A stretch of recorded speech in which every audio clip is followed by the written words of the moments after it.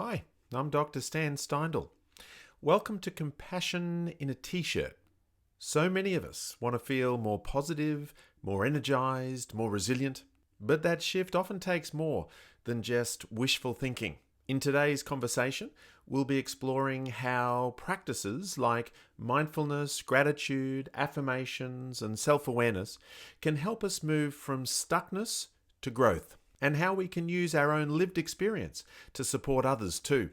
My guest today is Nicola O'Neill, who's a transformational mindset coach and the founder of a unique training program that helps people harness the power of thought to create real and lasting change. Nicola holds a master's in social work and is a qualified spiritual teacher through the science of mind philosophy, blending practical psychology with spiritual wisdom in a way that's holistic, grounded, and deeply intuitive.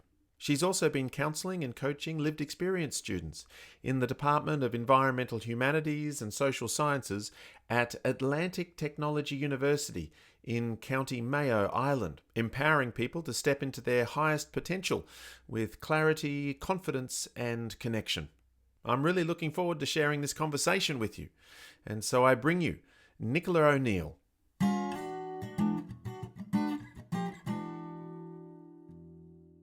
Nicola O'Neill, welcome to Compassion in a T-shirt. Thank you very much, Stan, and thank you for having me here today. I really appreciate it all the way from the west coast of Ireland. The west coast of Ireland. I think it's early in the morning for you. How is your energy level today so far? So my energy level is great. I actually had to rise at 4:30 this morning, and I'm an early riser anyway, so it's usually around 6. But today I'm traveling. That's why I'm doing the podcast in my car.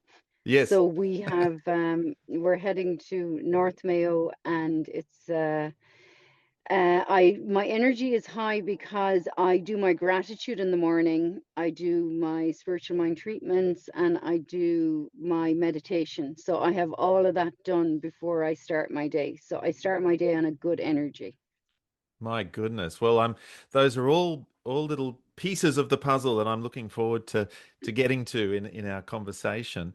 I mean, I know your life has um, shaped the work that you do today. Would you be open to just sharing a little bit of your journey, I suppose, and what led you to the work that you now do?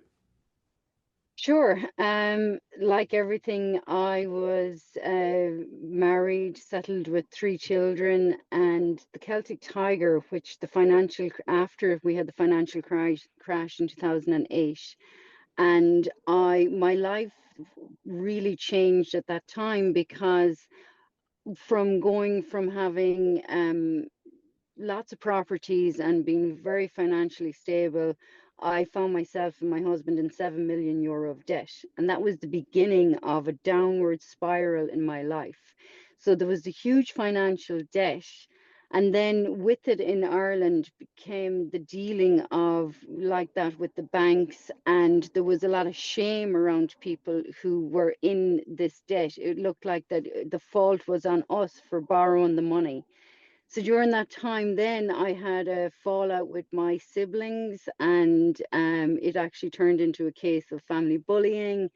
And then I had a moment where I decided to return to college. So the because of all the debt, I wanted to go to a new route. So I went to a technical college in Castlebar, and I studied social care and did my degree in it. Mhm. And during that time, I actually used to use alcohol as a coping mechanism to drown out the feelings of the debt and just drink copious amounts of wine at night. And it was when I was back in college that I really saw my drinking was not normal. So through supports with counselling in the college, which was great because they had free counsellors there at the time, and actually I started studying, one of my subjects was addiction with psychologist Dr. Sean Foy, and I've really embraced that subject, and I gave up alcohol on my own with the counsellor, and I started going down the whole route and study of the psychology and why we do what we do. And then I had the turmoil going on in my own life while I was returning to college and studying. So while there was things going on in tandem, I was like my own self-study, right? Mm. So Mm. then I decided to go on and do the master's in social work. So I went on to Galway and did a master's in social work. And then at that time, my own marriage began to fail. And my husband and I had got a separation. I had 3 children.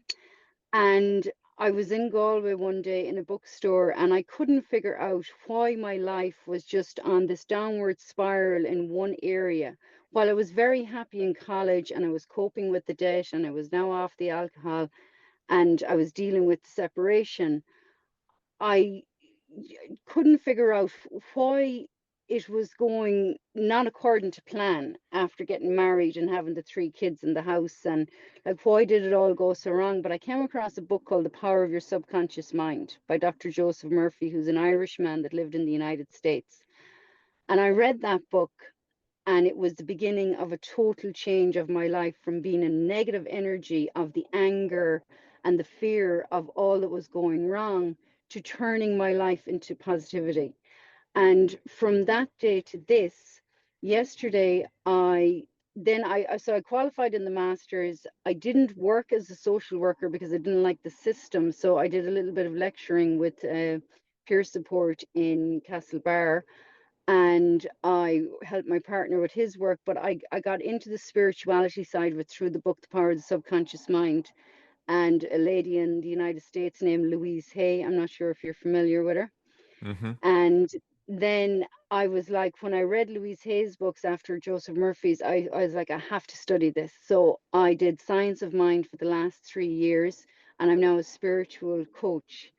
And I have been practicing it and preaching it and now teaching it myself, because it has completely transformed my life, going from having no money, like literally not even the price of diesel in the car to get to the college, to now successful, back with my own house, teaching, doing what I love to do, by seeing when you put in place the methods that they teach, it is life changing, because you are really just, we're all energy, and it's all about getting the energy, as you asked me this morning, from negative to positive. And once we cross that line and we realize that we are the creator of our lives through our thoughts and through the meditation and the willingness to be able to look at ourselves and have self-awareness, that we can change our lives when we pause and look and realize, okay, I can turn this around. And the only one that can turn it around is ourselves. So Mm. that's where, how that's my journey to where I am with my spirituality and my meditations and my teachings. I mean, we just never know what might happen next, do we? And like as you say, none of it was your fault. You were going along doing your thing, and the crash kind of hit, and then it all sort of kind of went from there. There's this massive sort of, I was going to say ripple effect, but it's really a series of tidal waves or something more like that. Like it in terms of things financially and the stress of all of that, and then major life changes and trying to study again, and then the relationship with the marriage and the effects there and so on. But it sort of reminds me a bit of the Stoic philosophers or something, Epicurus, who said, Epictetus, I should say, who said something like, it's not so much things, but our perception of things that kind of leads to how we feel, and you sort of talking about that really in some ways, the notion of the negative versus the positive. One thing you said there that sparked my curiosity along the way was the peer support stuff. That sounds like bringing your own lived experience to help others, or to teach peer support to students as well. Would you mind just what was that part of the process for you? Yeah, absolutely. I got involved in the peer support program, which is for students who have gone through literally challenges and especially how it would affect their mental health. So we have a course in ATU in Castlebar that the people who have gone, that they go through the course and then they help others who are going through similar challenges. And I got involved in it because when I was a student down there myself, I got friendly with the lecturers. Dr. Mark Garvin is the guy that leads it. He's actually just retired this year, where the students, the biggest thing that we see is the loss of confidence after you go through a challenge or a crisis in your life. And one of my main roles was working directly with the students to build their confidence back up. And it's that feeling of not being in the boat alone, that there is, support, and the feeling of, giving them, when they come in first, they all share their stories and they feel it's all about their stories. But the essence of peer support is to realize, okay, I've had my journey and now I'm here to help you. And I'm here to listen to the person who's sitting beside me. So it's a really lovely program, and they do the whole psychology of it. I would have been teaching them that, the power of positive thinking and how about the energies to just flip it on its head, and why the psychology of thinking positive just raises our energy levels alone. Just even the intention of I'm going to have a good day today can bring our energy up. And even when we write it, it's even more powerful. Mm. Yes, confidence is so important, and one of the ways to confidence, by the sounds of it, is a kind of a learning from others, or a vicarious learning, or a common humanity. That sense that if someone who's a bit like me, and I can relate to, and that sort of thing, if they can do it, then maybe I can too. Sort of a feeling, I suppose, and also in the other direction. What can I do to help this other person who's a bit like me kind of feel more confident in their own life, I suppose, and trying to sort of work with confidence. But you mentioned the psychology of positive thinking. So what does this sort of really mean in practice, I suppose? And what might one do to move from something more like negativity to something more like positivity, and in a sort of a real and grounded way, I suppose? Yeah, I know, because sometimes it sounds further out there to bring it back to every day. So really, we begin with our thoughts. So we start with observing the thoughts, and is the thought positive or negative? And on the thought of, even if somebody comes to you with news today and, they tell you, oh, you know what, I'm giving you a bill on something you weren't expecting, an item that you have to pay more money for, and how we deal with when we get news that we're not expecting. So, as Shakespeare wrote, there's nothing good or bad, but thinking makes it so. So it's Yes. that perception on Yeah. when we get news that we're not expecting, of how we deal with it. So when we teach them how to observe their thoughts and how we're going to look at it, and how we can just step back from it and realize that it's all about the thought, it brings them to a level of acceptance that no matter what, because life is always going to throw the tsunami of challenges, and every day there's something new. Unfortunately, the news, that plane crash in India yesterday, you know, I mean, there is always going to be challenges, and there's always going to be a tidal of things that we're not expecting. So when that comes, if it's a small thing like a bill that they weren't expecting, or if it's big news that, some loved one has gotten sick or someone has passed away, that we're able to realize that through our thoughts and the power of being able to just sit with it and realize I can accept the news that's coming to me, or I can go into a negative energy and be really angry and be really upset and sad. Now, I'm not saying that we suppress those emotions. I'm saying we just observe them, that this is the state I'm in right now, and realize that it's not going to last, that it will pass. Through the observation of it, which the best way to do that is a little bit of meditation every morning.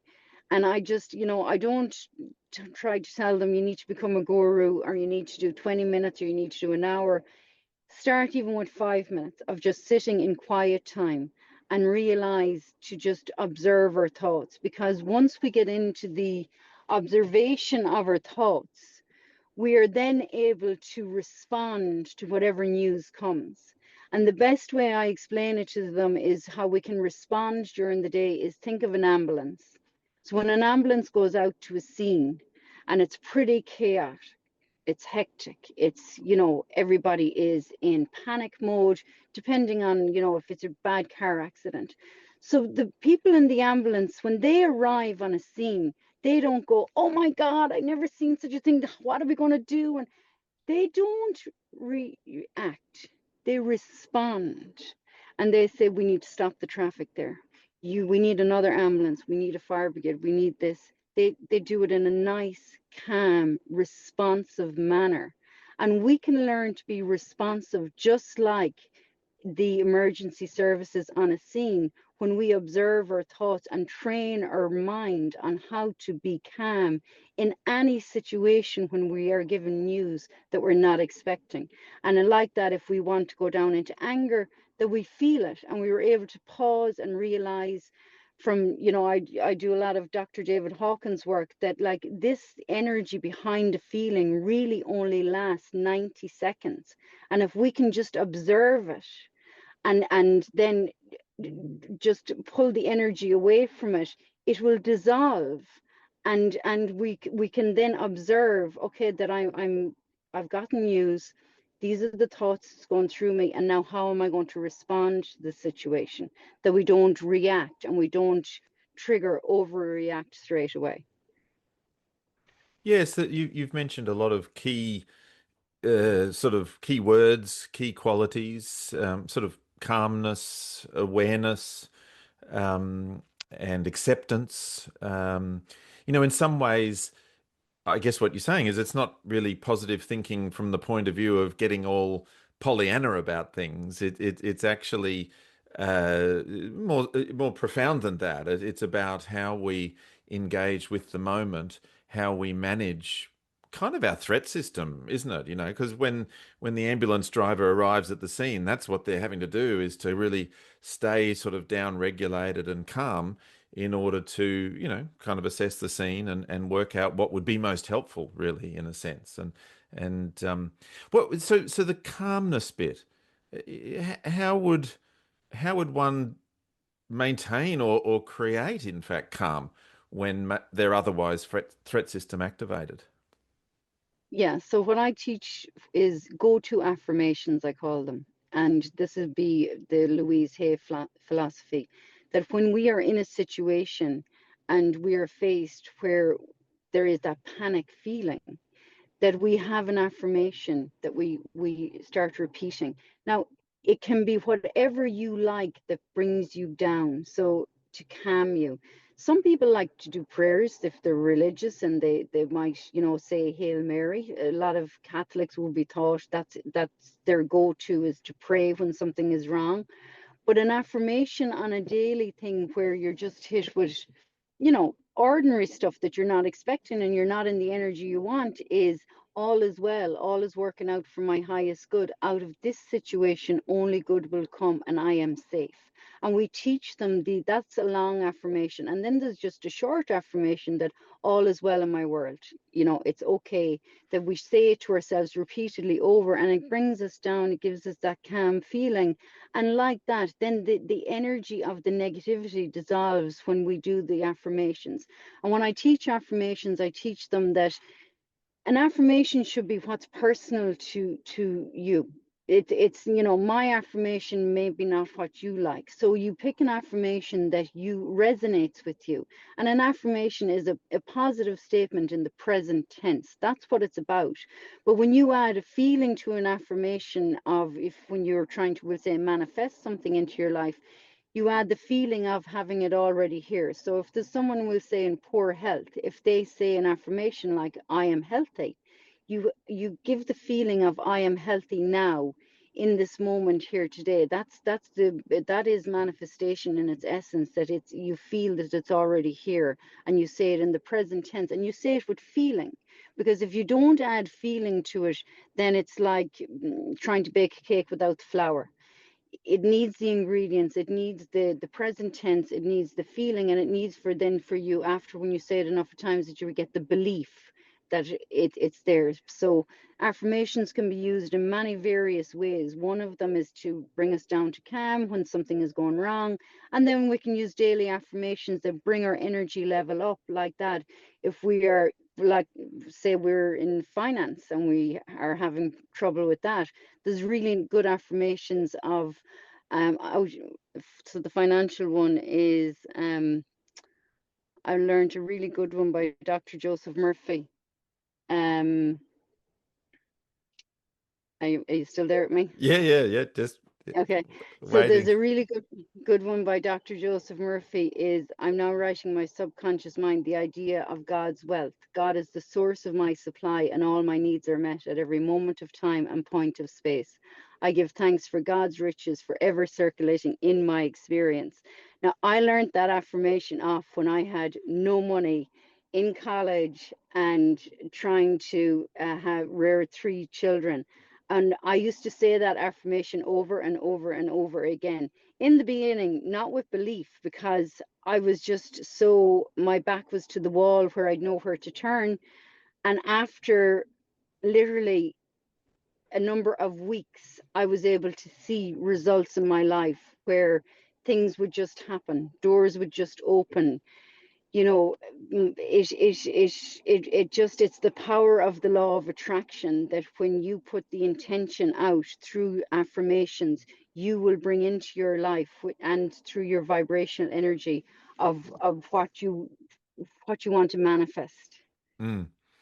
Yes, the affirmations, by the sound of it, are sort of partly to calm or reassure or kind of help a person center themselves in a situation, but partly also to do with what comes next, and to the aspirations or manifestation of what do you find with affirmations in terms of people having different forms of resistance to that, I guess, in a way? Do you notice that people balk at it, or find it hard to say things that, that may or may not match with their current experience, but they're trying to affirm and kind of manifest a change? What are the resistances that pop up? Lots of resistances, that people say that, how could that work? And I myself, I used to believe in any of what I'm talking about right now until I started actually practicing it. And even when I used to do affirmations, I used to tell anybody, because I used to think people would think I'm crazy, and I thought that, because I myself, if you told me before I started doing them, I would think you're crazy. I would think, you really need to see a doctor right now. But the thing Okay. about it is that when you do affirmations, and the more you tune into it, and when you actually see that they work, that's the only reason that I can sit here and say affirmations work, because I've seen the power of it in my own life. And people Mm, do resist it because it feels too far outside of our culture and our upbringing. Like, what is this all about? But the thing about it is that, all change really starts within, as within, so without. And so if mm, we want to make a fundamental change in our life, we have to start by going inwards. And the problem is that, through the mass marketing and mass, capitalism of everything is about selling and products, and you buy this and it'll, make you feel better. You take the pill and you do this and you do that. If we really just stop and say, do you know what? I'm going to start with me. And, one of the great philosophers says, to know thyself. And the more you are able to have self-awareness of your behaviors, your actions, your life, how we can change it, then that is the only way you're going to be able to change it, by actually looking inwards, look in the mirror myself and see, where do I need to make change? And when we start doing the inward change in our heart and our mind, which affirmations are part of that, then we will actually see the change on the outside. So I remember one time listening to an audio, and someone said it's like, in the cinema. So the screen is down there and the movie is projected. But if you're trying to change things on the screen here, you're not making progress. You need to change it back where the projector is. where the movie's coming from. So if you Mm. go back to there, and that's us, it's the insight. We need to change it in here for what's out there. Mm. I mean, the reality in a way is that we are manifesting something all the time. It just depends on the frame, or I'm trying to use your cinema kind of analogy, like it depends on the frame. And if we have a sense that, well, no one really likes me, then we will manifest something along those lines. Whereas if we're able to have an affirmation about our friendships and relationships and the people that are there and out there and available to us, then that can shift the manifestation into something different. It's interesting because you sort of said when you started this, it wasn't about believing the affirmations per se at the start. It was about rehearsing them and sort of bringing them into being in a sense. Even before necessary. I mean, the whole point in a way is that we're not going to believe those positive affirmations to begin with. That's why we try to do them, and Hmm. then things sort of shift. So you mentioned the calmness, you mentioned the manifestation, affirmations are a way in there. Awareness. So you sort of seem to be saying about meditation, but also mindfulness, I think. So, yes, what about presence and awareness and the role of mindfulness in shifting our mindset? Yeah, because the mindfulness, if we start our day with a little bit of meditation, then we are more mindful of our actions and our behaviors during the day. So the awareness is that we're able to look at our actions and be mindful of like that when you get news, or when we're going around in our busy day, that we're able to just pull ourselves back. So like I would give little exercises, like you're driving around and somebody pulls you out in front of you in the car, right? Okay, so does this make us enraged? Does it put us down into anger? Do we feel like, shouting at the person that is cut in front of us? That's all negative energy. When we realize, because we are manifesting all the time, we are creative beings, our thoughts are creative, that if I react to somebody pulling out in front of me, it is bringing me down into negative energy during the day. So what we do is we become mindful of, like that, the response situation, and what we just do is let the person go. We don't know what's going on in their world. Maybe they're in a late for a hospital appointment. Maybe there's somebody very sick belong to them. Maybe they just feel that they need to be ahead because they're so busy in their life and they want to get to work. Let them off. It's okay. We don't need to react with anger, or even a fear of, is it the egos that they've got one up in you? Send them love, because when we tune into the universe and we tune into positive energy, the universe could be literally saving us from not being the car ahead that now they're going to get a speeding ticket. You know what I mean? So we learn to just pull back and get in the flow of the way the universe works, because when we get into the positive energy and we learn to, on the scale of acceptance that I teach with Dr. David Hawkins. So when we get up to the energy of acceptance, which is would be the prayer as well for the Lord, help me to accept the things I can, just the The serenity serenity prayer. prayer. Mm. Yeah, and that's acceptance. And when we learn to get to that level of acceptance in our life, things work way more smoothly, because when we overreact, we are creating the energy of we'll say, anger, which is at an energy level of 150. And now we're attracting more anger into our lives, because like attracts like. What we give out comes back. Birds of a feather flock together. So we are creating negativity by reacting. So when we're mindful and we do the little bit of meditation, then we can learn to be on the level of acceptance. Mm.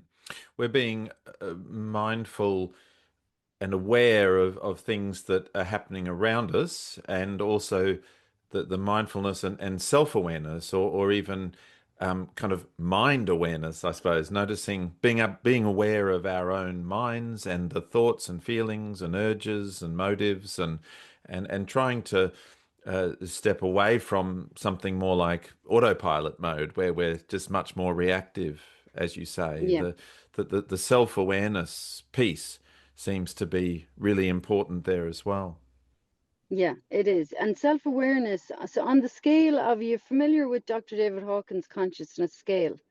Mm, So on his scale of, literally, it's like energy. So he has it on the top is 1,000, which is your Buddhas and your Jesus Christ, right? And hmm then underneath that you would have peace at around 600. You would have love at 500. Then down to acceptance would be 350, willingness. They're all high energies, positive energies. And then it comes down to 200. So 200 is a very critical step on the scale, because 200 is courage. And underneath 200 is negative energy, and anything over 200 is positive energy.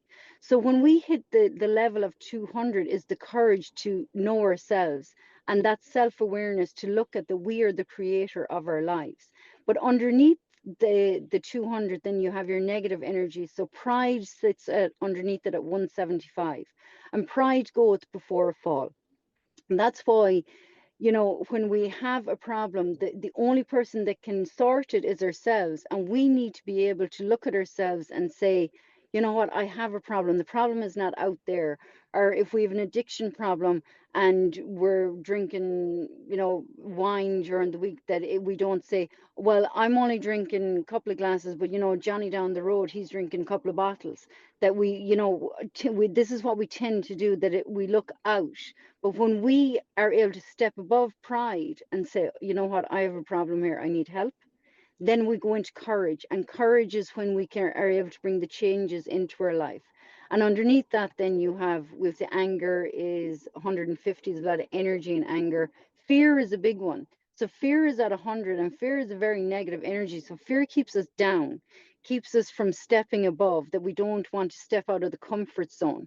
You see it in a lot of the psychology, psychocybernetics books, that when we learn to look at our own self-image, we can step out of the fear and then create the self-image that we want, which brings us up again to courage 200, that I'm now going to create the life I want. mm, mm. I might get off you later, or get from you later, perhaps a website, or a reference there for Hawkins, is it? No, what was the Yeah, person's name? yeah. Oh, David yes. Hawkins, he Yeah, was so I can a, I can include that in the description, perhaps, because it is an sure. interesting, it sounds like an interesting sort of a model or scale, yeah, for self-awareness. Where am I right now on that scale? And it sort of speaks again to the serenity prayer, because I think it's along the lines of accept the things I cannot change, but also the courage to change the things that I can change, in a sense. And so, yes, that's, courage is often the key, by the sounds of it, to move from one place, the below 200 place, to another place above 200, so to speak. And then I think it goes on to say the wisdom to know the difference, or something, doesn't it? And Yeah, so that's kind of that's a big part of it. Acceptance, courage, wisdom, I suppose, is all a yeah, part of the awareness and self-awareness, and being able to to um to have some measure of yeah, just influence on our responding. I mean, it's not easy, I suppose, to always respond. We're not at that 1,000 level, or most of us aren't. But yeah, it just gives us a chance to influence our next response, and then our next response, and to sort of gradually move towards acceptance and then peace. yeah, absolutely. Yeah, that's Mm, it. And it's a nice way. People like numbers, and they like, it's like the box scenario, that we put things into boxes, because now we mm, can compartmentalize it in our mind. and it makes it easier of, oh, that's just where I'm at. And that's why we actually put labels on things, because even labels on our any diagnosis with our own people is because now it gives it meaning. And now that it has the meaning, I can understand it. And now that I understand it, I can actually deal with it. But when we don't know, and we're in chaos, and we're going around, and we're in anger, and it's like, but it's his fault for pulling out in front of me this morning. He got me angry. Or, my daughter came and she told me that, she failed her exam, so now she got me angry. And that we think all of this is outside us and outside our control, but it's not. It's all in. As Wayne Dyer in the States used to say, when you squeeze an orange juice, you get orange juice. When you squeeze an orange, you get orange Yes. juice, right? So Yes. that's what's inside it. So when I you see. squeeze us and you get an anger, then that's what's inside. It's anger. But we tend to just blame it on the outside, but it's Mm. actually inside. So when we can actually realize, okay, that's anger, and that's at a scale of 150, and it's negative energy. And now, because I manifest and I'm a creative being, I'm creating more anger, and I'm attracting it to me via the law of attraction, which is one of the spiritual laws that surrounds us. Mm. Blame is so interesting, isn't it? Externalizing the blame, and it just feels tempting, to do that, and people can really default to, sort of blaming circumstances or blaming others, as you say, and yet it really inhibits and restricts and sort of is the opposite in a way to helping us move ahead or thrive or flourish in a sense. You mentioned this morning that you, I think, daily get up and do your meditation practice. What are some of the approaches you take to, because mindfulness, it takes so much practice, doesn't it? It is a practice, really. And so what sort of approach do you use to in the mornings in your meditation practice? So what I use is a guided audio. And I change them around every now and again. And it took me a long time to get into this, because I remember I used to get up early in the mornings, and all of a sudden I would hear one of my children coming. And then it'd be like, oh, I can't do it now. And I used to do it, and I'd be trying, and I'd be getting up earlier, and then they'd hear me. It's like as if they know I'm going to be waking to come down. Yeah. And I remember my son one morning came in, and he opened the door, and I was listening to an audio, and I looked at him, and I was like, and he said to me, I don't know why you're doing this. He said, because if you're meant to be so calm, he said, why do you now, give this look to me that I'm not well, you know what I mean? That I was I know not what you mean. practicing what I'm preaching here.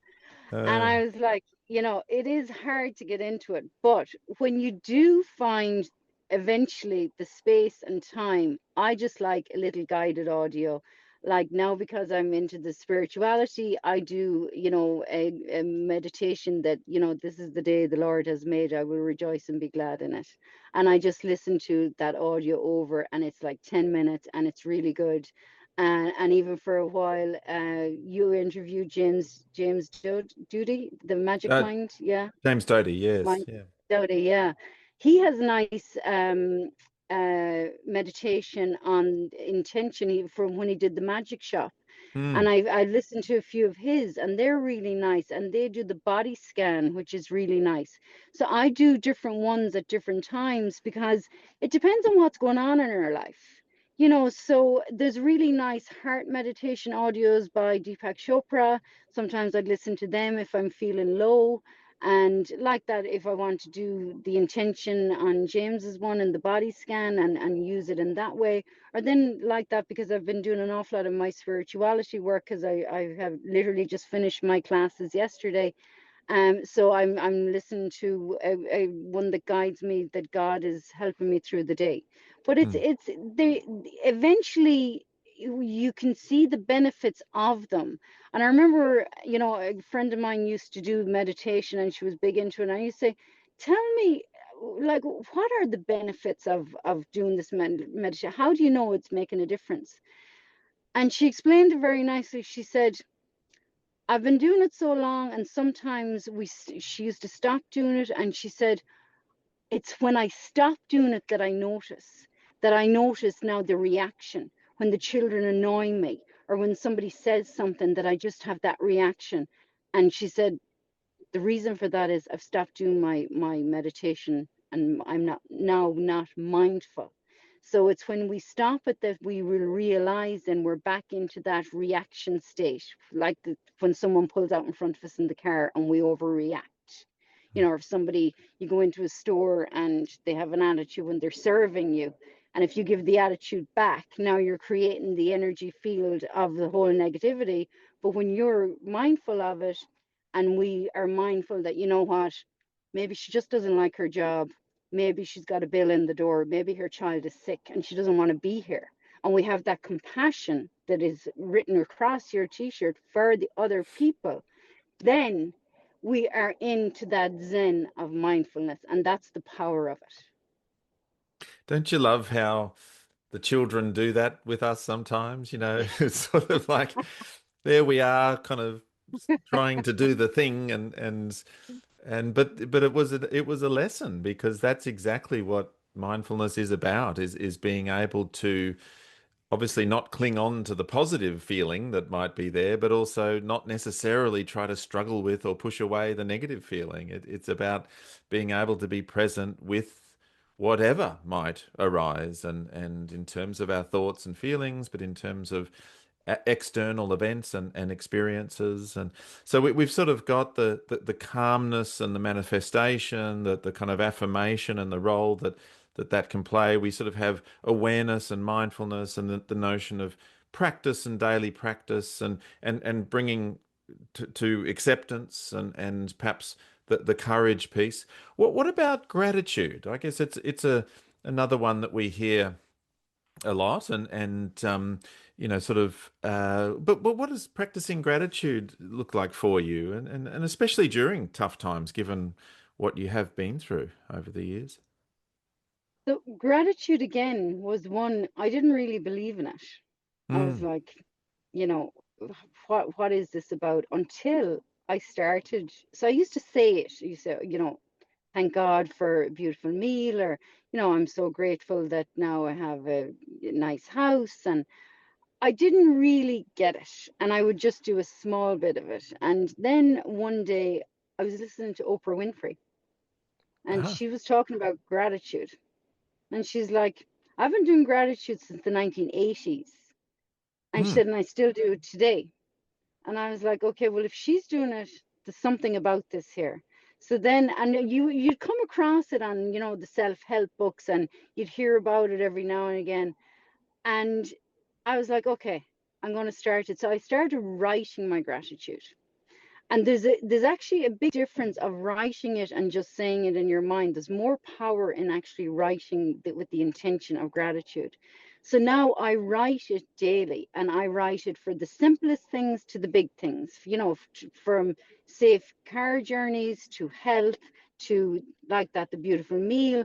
When we have a sunny day in Ireland, I thank God for the sunny day we've had, and what I have noticed is my gratitude has grown from the very small things to now, being in a hotel nearly every weekend, going nicer places, doing nicer things. And it has manifested into this bigger, more stuff to be thankful for, because my life is on this spiral. But gratitude is a big part of it. And the more you actually tune into it, so what you're doing with gratitude is you're tuning in now to the law of attraction and the positivity of what's good in my life. And now you are attracting more things to be good into your life the more you practice gratitude. And it's that simple, and it works. Mm.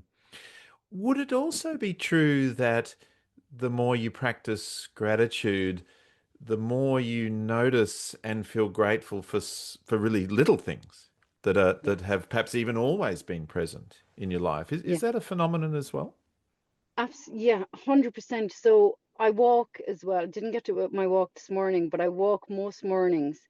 And even on a dull day, you will notice flowers, or, even the sea that you are saying, be grateful for that you're here to just witness it, that you're still here, and it is, it's the very small things, the small things like even a cup of coffee that we take for granted, that you now are becoming grateful for, because you maybe also it tunes you into, what we see, what's going on in Gaza at the moment, that Mm. the horrific, things in the world that are just heartbreaking, that how great it is that, yeah, as I do say, we're living like kings and queens in the Western world. We have houses and we have hot water and we have our coffee at an instant and we have all of these beautiful things, and to be grateful for them, it tunes us into that compassion and kindness that we see that when other people don't have it. And it is certainly a superpower that brings our energy up into total positive energy when we're grateful. Mm. I must admit that really most days that sort of first coffee is one of my most favorite moments, and to bring well all of it, to bring awareness and to bring gratitude to those little moments, certainly, well, it sets things up for the day, and off you can go. You mentioned compassion a couple of times now. I was gonna obviously check in on that too. How do you see compassion fitting into this whole picture for our others, for others, or I suppose, but for ourselves as well? And what are your thoughts there? You become more zen, and you become more of, it's like the song, Walk a Mile in My Shoes, that everybody has problems, and you realize that, we're all doing our best. And once we go back to the philosophy as well of, what we give out comes back. And if we give out the love, the kindness, the compassion, then that comes back to us. But I don't give it out because I'm waiting for it to come back, saying, come on, I gave you compassion today or kindness, where is it coming? We just build it into our everyday life. And you just, I suppose it is the essence as well. We all feel good when we help people. Like if someone stops in Yeah. the street and say, can you help me? And of course we do. And when we do that, we feel good. So I think it's just intertwined in the whole. Once we get tuned into it, we see the benefits as well in it, that when we're kinder, the world is kinder to us, because what goes around comes around. Isn't that it? Mm. Yes, it's kind of like C equals AC squared or something. Compassion equals acceptance times courage squared, or I don't know, but like it's almost like applying these principles and practicing these principles and bringing that awareness and courage and acceptance and so on to the world. It just results in a more compassionate motivation, because we can truly see others and we can truly see ourselves in that moment, and I guess notice the suffering that might be there, and if there is suffering, then there's that kind of, yeah, desire to help, like you said, to alleviate the suffering. And it's not, we might not do it for the sake of feeling good for doing it, but we might actually at the same time feel good from doing it, because it has that twofold benefit, and then it also, starts to come back to us as well. Yeah. Hmm. What is this spiritual coaching notion? Just before I let you go, I'm curious, because that sounds like that's something you've just really kind of completed, which, so congratulations with that. But yeah, what's that part of it about? So that part of it is tuning in as well to that God is everywhere, and that we are a spirit having a human experience, and we literally are on this earth to have this experience. And when we realize that the essence of life is actually helping humans, that we're here for a reason, and that once we discover this, we can help people find that compassion and kindness. But you don't need to do it in not a religious way, but in the spiritual way, which is different, which means that we can do, when we do prayer with intention, it's not a religious one. It is more on the affirmation ones. It's through what's called science of mind, which was a movement in America in the early 1900s called the New Thought movement, which is that book that I read, The Power of the Subconscious Mind by Dr. Joseph Murphy. He would have been one of those involved in that movement. And Ernest Holmes was the founder of Science of Mind, which basically is that when we tune in, that we are the spirit, just in this body, having this experience, we come in and we go out. It gives us more of an awareness on how we can direct our lives and create our lives, and through the spirit, as in that we, when we ask, it's given. And that spirit is, so we call it God, but you can call it Buddha, you can call it Puppy the dog, you can call it whatever, but there's a power, which is, we say it's spirit, and it's the same thing. It's infinite intelligence, it's God, it's Buddha, it's whatever you want to call it, but it's one. So what we do in the science of mind is that we are all connected. We're all connected through this one power, this one spirit. Hmm. The word that's kind of popped to mind, I guess, just now, but on the basis of all of what we've discussed, I think is transformation or something like that. And I really admire the transformation that you've had or made or achieved, I guess, in your life. It's been a decade or two, I guess, and but it's just this incredible, purposeful, intentional practice of these key concepts that bring you to a place of just, well, and it can bring all of us to a place of real transformation. So congratulations on your studies there and finishing all of Thank that, you. and thank you for the work you're doing, and thank you for speaking with me on Compassion in a T-shirt. Thank you very much. And for those who want to follow me, my Instagram page, so it's Nicola O'Neill underscore. Follow me. I do little posts every day, 20, 25 seconds, and I talk about the various things that we just spoke about now to help people just get into the power of the positivity. Beautiful. I'll include those links in the description as well. So That'll thank be you. great. And thank you, Stan, for having me. It has been a joyful interview, really nice. Wonderful. Great.